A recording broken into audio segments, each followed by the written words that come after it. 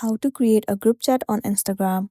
It's pretty simple and a quick process, so without any further delay, let's jump right into the video. First thing first, head over to your application Instagram, enter the login credentials, and then log into a specific account. Once you have been logged in, swipe left and then head over to your chat section of Instagram account. Once you're in this page, now what you want to do is tap on this pen icon at the top right corner of the screen. You can see the option of Create a Group Chat. Click on it. Now in the section of To, you need to enter the profile or username of the person that you want to add in the group chat. Likewise, you can add as many people as you want to. Just you need to select their username.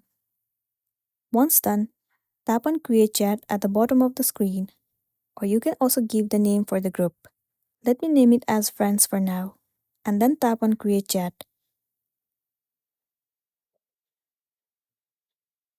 Well, the group chat has been created successfully. Now in this page, you can start the conversation. The people you have added in the group will be able to reply to your text. So that's how easily you can create a group chat on Instagram. Make sure to smash the like button and consider subscribing to our channel. We'll see you in the next one.